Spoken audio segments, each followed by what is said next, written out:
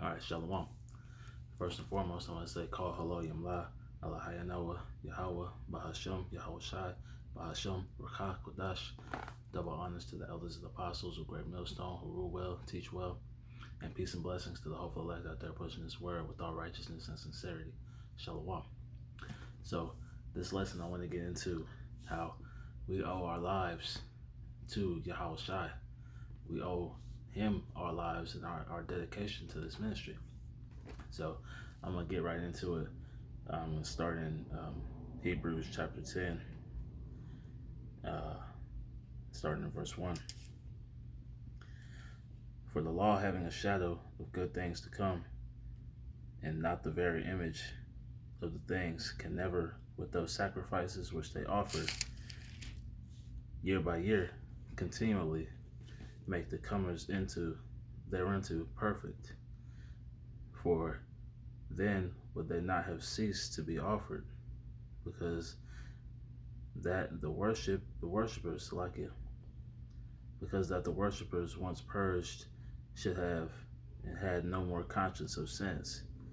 But in those sacrifices there is a remembrance again made of sins every year.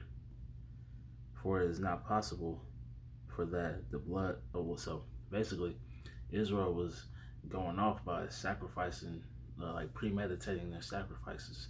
They would get all the sacrificial animals, and then they would sin knowing that they were going to sacrifice to those sins, or for those sins. Like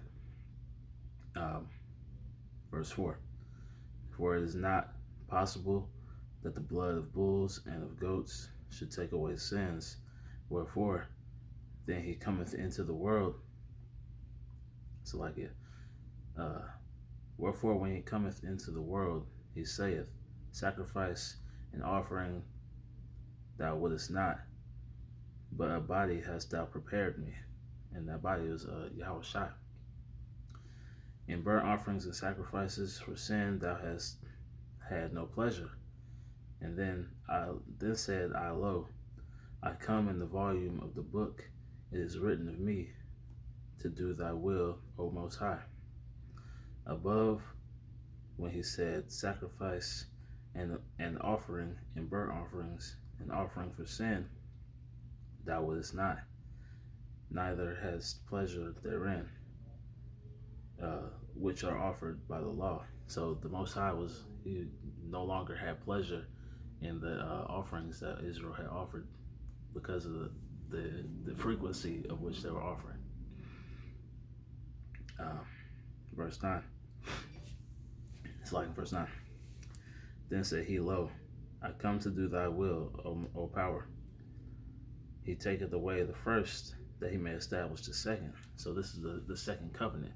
So he did away with the first covenant that he made with Abraham, and he's starting the second covenant.